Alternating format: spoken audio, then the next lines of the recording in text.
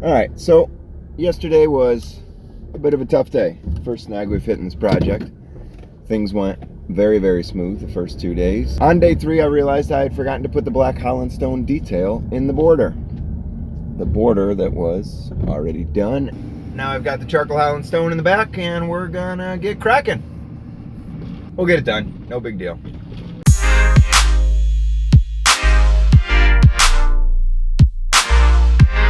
Well, now you know what the big mistake was. The bricks are here, it's time to unload them and get them in place. The first thing we had to do was pull up the plastic edge restraint. After that, Dan and I threw the bricks back and forth because it's the fastest way to get them from the pallet to where they have to be. After jamming my finger, we decided to just carry piles. Jose pulled out the border that we put in yesterday, and he started on the black border while I worked on the white border. We got this whole thing taken care of pretty quickly.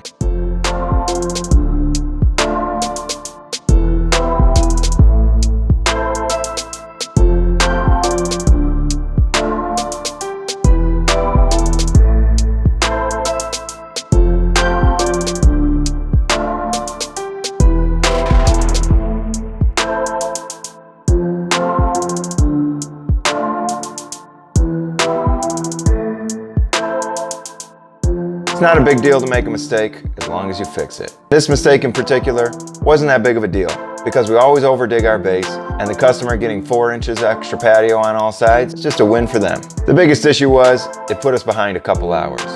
Not only did that happen, but the rain rolled in and we had to pull off the job for the rest of the day. But what are you gonna do?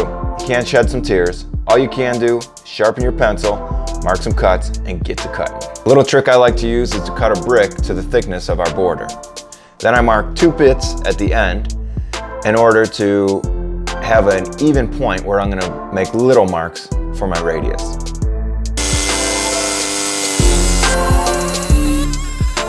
Cut it to size, then I just have to drag it along the wall in order to mark a nice even curve.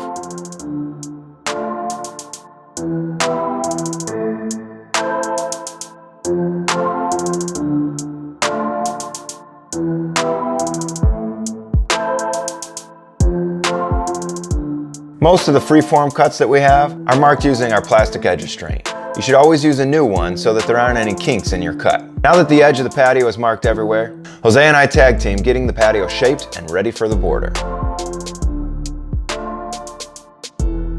While we work on one thing, I like to have other guys prepping bricks and tools for the next step. It just keeps the job running smooth and running fast. It used to be I had to tell people this, but now they all just kind of get it.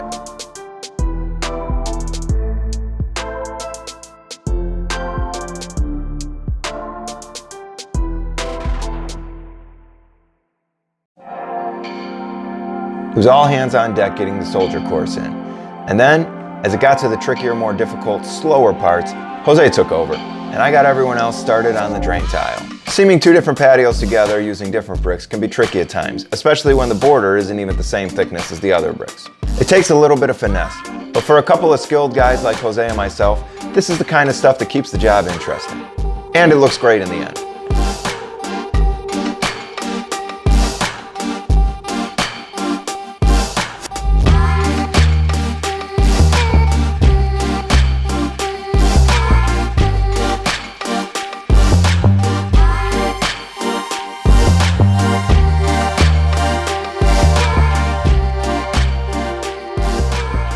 Finishing off the steps is easier when you lay the body out first.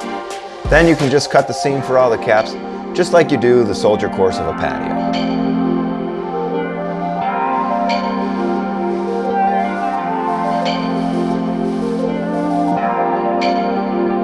Laying the caps takes time, but it's no different than cutting any other tight radius.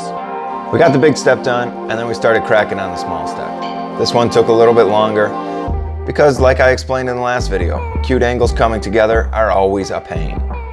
By the time we finished working on the step, the guys had all the drain tile in place. They had me inspect it before they buried it, and then they got to work on burying the drain tile. While they did that, we worked on finishing up the seat wall.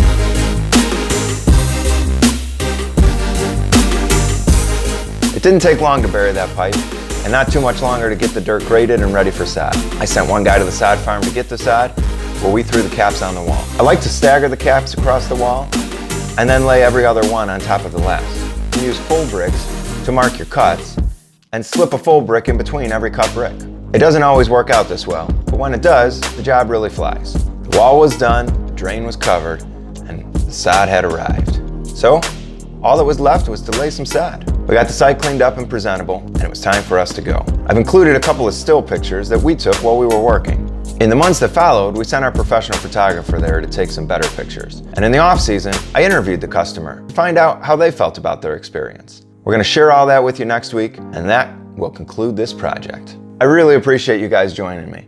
I enjoyed sharing this project with you, and if you enjoyed watching it, give it a thumbs up. If you want to watch more like this in the future, subscribe to our channel. If you missed any part of this, here's a link to the whole series. Start from the beginning.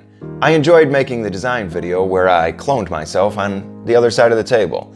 The third video where we laid all the pavers was a whole lot of fun to watch too. There's a couple more months of winter left, and we have a whole lot of great jobs to share with you. So I'm gonna keep on editing so that I can have as many episodes to play through the summer as possible. Subscribe to our channel and stick around.